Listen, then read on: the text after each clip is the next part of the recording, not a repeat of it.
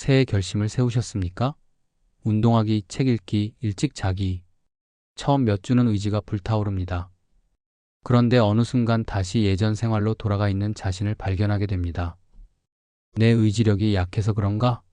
하며 자책하시는 분들이 많습니다. 하지만 이것은 의지력의 문제가 아닙니다. 우리가 왜 좋은 사명을 품고도 다시 옛 습관으로 돌아가는지 그 과학적이고 심리적인 이유가 따로 있습니다.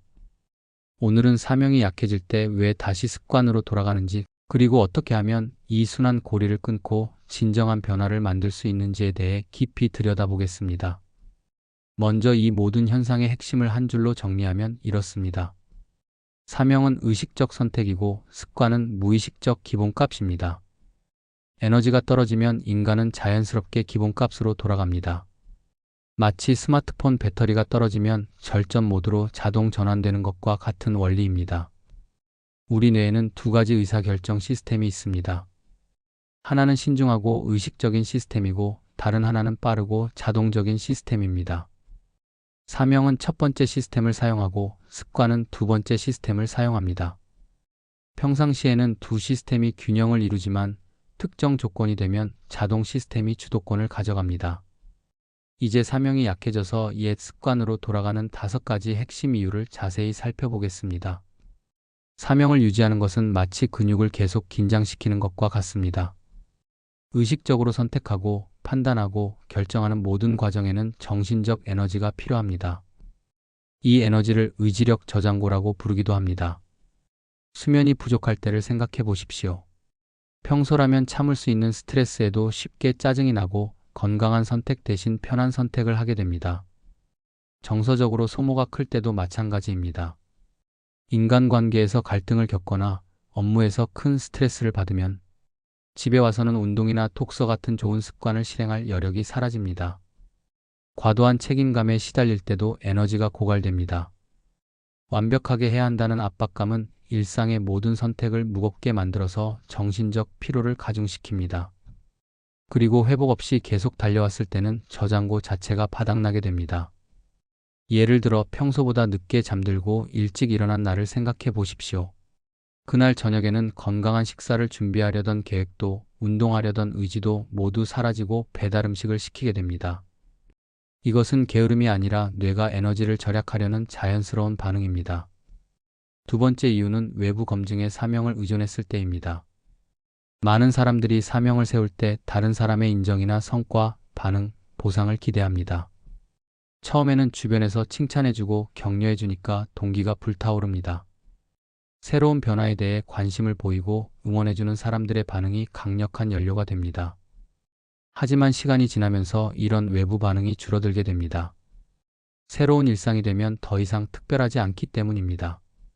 처음에는 운동한다고 하니까 사람들이 놀라워하고 응원해주지만 몇 달 지나면 당연한 일이 되어서 아무도 주목하지 않습니다. 그때 마음속에서 이런 의문이 들기 시작합니다. 내가 왜 이걸 하고 있지? 아무도 알아주지도 않는데. 왜 이렇게 힘들게 살아야 하지? 이런 회의가 들면 동기가 급격히 떨어집니다. 사명이 조건부 동기로 변질되면 그 조건이 사라질 때 습관이 다시 고개를 들게 됩니다. 진정한 사명은 외부 인정과 상관없이 자신의 내적 가치에서 나와야 합니다. 하지만 처음에는 외부 동기로 시작하는 것도 자연스럽습니다. 중요한 것은 시간이 지나면서 내적 동기로 전환할 수 있느냐입니다. 세 번째 이유는 정체성과 사명을 과도하게 동일시했을 때입니다. 이것이 나라고 생각하면 문제가 됩니다. 올바른 관점은 이건 내가 선택한 역할이다 하는 것입니다. 사명을 자아와 완전히 합체시켜버리면 사소한 실패도 자기 부정으로 받아들이게 됩니다. 조금이라도 흔들리면 정체성 전체가 붕괴될 것 같은 두려움이 생깁니다. 예를 들어 건강한 사람이 되겠다고 결심한 사람이 하루 운동을 빠뜨리면 나는 의지력 없는 사람이야 라고 자신을 규정해버립니다. 작가가 되겠다고 한 사람이 며칠 글을 쓰지 못하면 나는 재능이 없는 사람이야 라고 절망합니다. 이런 흑백 논리는 매우 위험합니다. 완벽하지 않으면 완전히 실패한 것이라는 생각이 들면 차라리 포기하는 것이 심리적으로 편해집니다. 그래서 무의식적으로 익숙하고 안전한 과거의 습관으로 도망가게 됩니다. 예전의 나로 돌아가면 최소한 그 정체성만큼은 확실하다고 느끼기 때문입니다. 정체성과 사명을 분리하는 것이 중요합니다.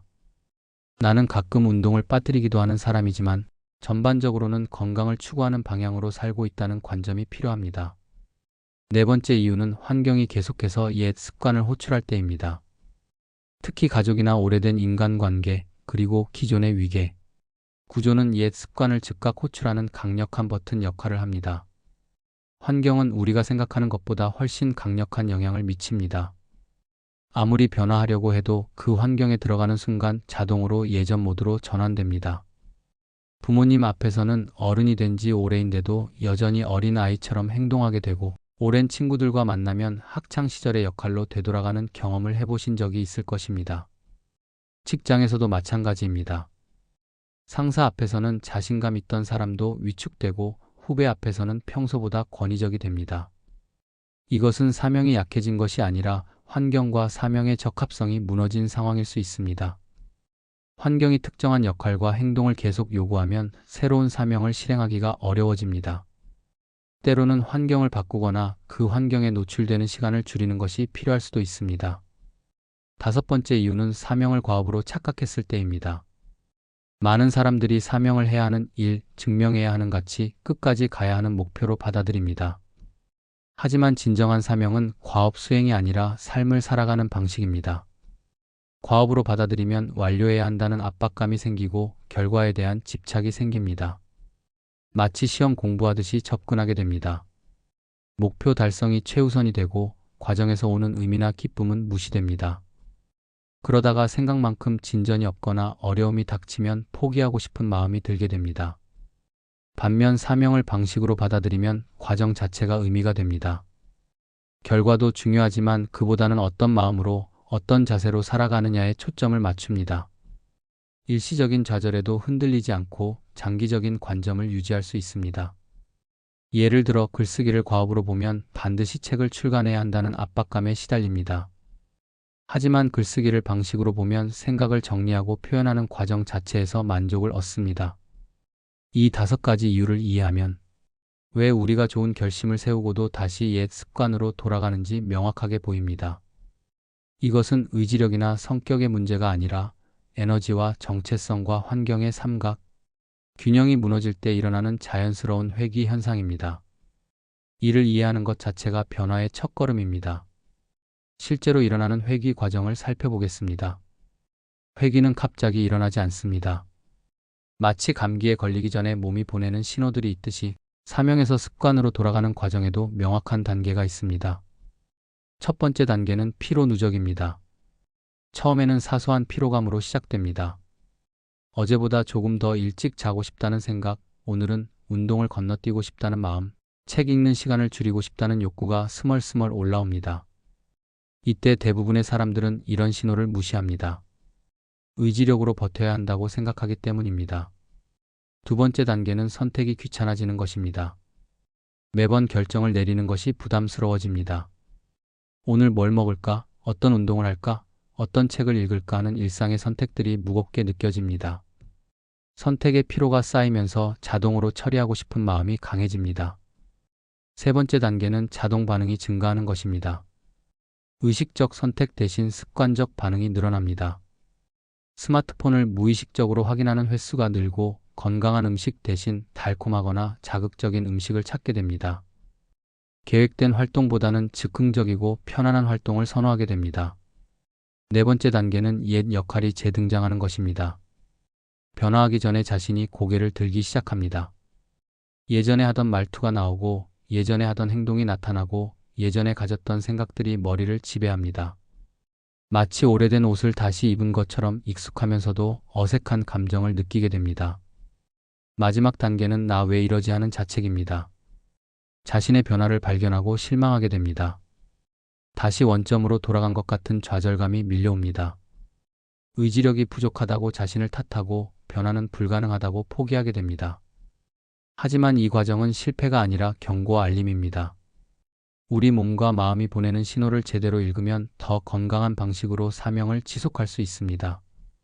이제 다시 사명으로 돌아오는 현실적인 복귀법을 알아보겠습니다. 첫 번째 방법은 중단이 아니라 축소입니다.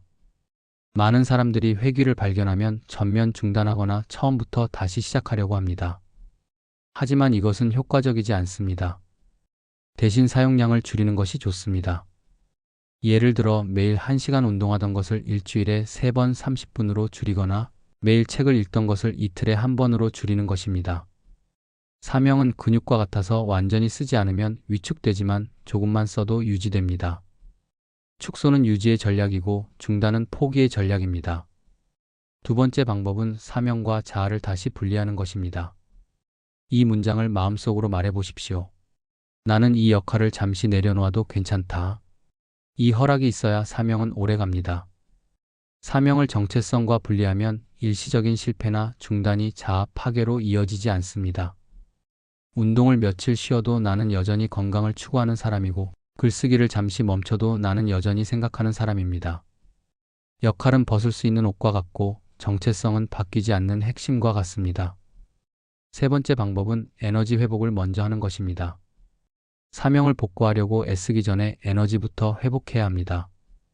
결과 없는 휴식이 필요합니다. 생산성과 상관없이 그냥 쉬는 시간, 의미 없는 즐거움을 누리는 시간, 설명할 필요 없는 개인적인 시간이 있어야 합니다. 많은 사람들이 휴식조차 목적이 있어야 한다고 생각합니다. 내일의 업무를 위한 휴식, 더 나은 성과를 위한 충전 같은 식으로 말입니다. 하지만 진정한 회복은 아무 목적 없이 그냥 존재하는 시간에서 일어납니다. 회복 없는 사명은 반드시 습관으로 붕괴됩니다. 네 번째 방법은 환경에서 호출되는 습관을 차단하는 것입니다. 사명을 키우는 것보다 습관을 덜 부르는 것이 먼저입니다. 옛 습관을 자극하는 환경과의 접촉 빈도를 줄이고 가능하면 거리를 두고 즉시 반응하지 말고 미루는 연습을 해야 합니다. 예를 들어 스마트폰을 침실에 두지 않거나 과자를 집에 사놓지 않거나 부정적인 영향을 주는 사람과의 만남을 줄이는 것입니다. 환경을 완전히 통제할 수는 없지만 노출 정도를 조절할 수는 있습니다. 다섯 번째 방법은 사명을 다시 선택으로 선언하는 것입니다. 조용히 마음속으로만 이렇게 말해 보십시오. 지금도 안 해도 되지만 나는 이 방식을 선택한다. 이 문장이 사명을 다시 살립니다. 선택이라는 단어는 자유를 의미합니다. 강제가 아니라 자발적 결정이라는 뜻입니다. 안 해도 되는데 하기로 한 것과 해야만 하는 것 사이에는 하늘과 땅 차이가 있습니다. 전자는 지속 가능하고 후자는 언젠가 반발을 불러옵니다. 이 5가지 복기법을 통해서 회귀를 실패가 아니라 재조정의 기회로 받아들일 수 있습니다. 사명은 직선이 아니라 호흡과 같습니다. 들이쉬고 내쉬듯이 강해졌다가 약해졌다가 하면서 전체적으로는 앞으로 나아갑니다. 중요한 것은 포기하지 않고 다시 시작하는 용기입니다. 우리가 가장 주의해야 할 오해가 하나 있습니다. 다시 습관으로 돌아갔다 실패라는 생각입니다. 이 오해는 수많은 사람들의 변화 여정을 중단시키는 가장 큰 장애물입니다. 하지만 진실은 정반대입니다. 사명이 체력 점검을 요구한다는 신호입니다. 운동선수를 생각해 보십시오. 마라톤 선수가 중간에 물을 마시거나 잠시 속도를 줄인다고 해서 포기한 것이라고 말하지 않습니다. 오히려 현명한 전략이라고 평가합니다. 끝까지 완주하기 위한 필수적인 조절입니다. 사명도 마찬가지입니다. 사명은 직선이 아니라 호흡입니다. 들이쉬고 내쉬듯이 강해졌다가 약해졌다가 하면서 생명력을 유지합니다. 계속 들이쉬기만 하면 숨이 터지고 계속 내쉬기만 하면 질식하게 됩니다. 호흡의 리듬이 있어야 살아있는 것입니다. 많은 사람들이 변화를 컴퓨터 프로그램처럼 생각합니다. 한번 설정하면 오류 없이 계속 실행되어야 한다고 믿습니다. 하지만 인간은 기계가 아닙니다. 우리에게는 감정이 있고 에너지 한계가 있고 환경 변화가 있고 예상치 못한 일들이 일어납니다. 실제로 성공적인 변화를 이룬 사람들의 이야기를 들어보면 모두 수차례의 회귀를 경험했습니다. 금연에 성공한 사람도 여러 번 다시 피웠고 다이어트에 성공한 사람도 여러 번 요요 현상을 겪었고 새로운 습관을 정착시킨 사람도 여러 번 원점으로 돌아갔습니다. 차이는 회귀를 어떻게 받아들이느냐에 있었습니다. 실패한 사람들은 회귀를 보고 자신에게 변화는 불가능하다고 결론지었습니다. 반면 성공한 사람들은 회귀를 정상적인 과정의 일부로 받아들이고 다시 시작했습니다. 이것이 가장 중요한 관점의 전환입니다. 회기는 퇴보가 아니라 정비입니다. 자동차도 정기적으로 정비를 받아야 오래 달릴 수 있듯이 사명도 정기적으로 점검과 조정을 받아야 지속 가능합니다. 회귀할 때 우리가 물어야 할 질문은 왜 나는 실패했을까가 아니라 무엇이 나에게 휴식을 요구하고 있을까입니다. 에너지가 부족한가? 동기가 외부에 의존하고 있는가? 정체성과 너무 밀착되어 있는가? 환경이 옛 습관을 계속 호출하고 있는가? 사명을 과업으로 착각하고 있는가를 점검해 보는 것입니다. 그리고 모든 내용을 한 문장으로 요약하면 이렇습니다. 사명이 약해질 때 습관으로 돌아가는 것은 퇴보가 아니라 회복을 요구하는 생체 반응입니다. 마치 몸이 아플 때 열이 나는 것이 병이 아니라 치유 과정의 신호인 것처럼 사명의 약화도 더 건강한 변화를 위한 준비 과정입니다. 마지막으로 꼭 전해드리고 싶은 말씀이 있습니다. 오래가는 사명은 강해서가 아니라 내려놓을 수 있어서 유지됩니다. 완벽하게 지켜야 한다는 압박감이 아니라 필요할 때 쉴 수 있다는 여유가 사명을 지속시킵니다. 숨을 참고 달리는 사람보다 자연스럽게 호흡하며 달리는 사람이 더 멀리 갑니다. 당신의 회기는 실패가 아닙니다. 더 나은 출발을 위한 준비입니다. 오늘 다시 시작하십시오. 완벽하지 않아도 됩니다. 조금씩이라도 됩니다. 사명은 속도가 아니라 방향입니다. 오늘은 여기까지입니다. 시청해주셔서 감사합니다. 구독, 좋아요, 알림 설정은 큰 힘이 됩니다.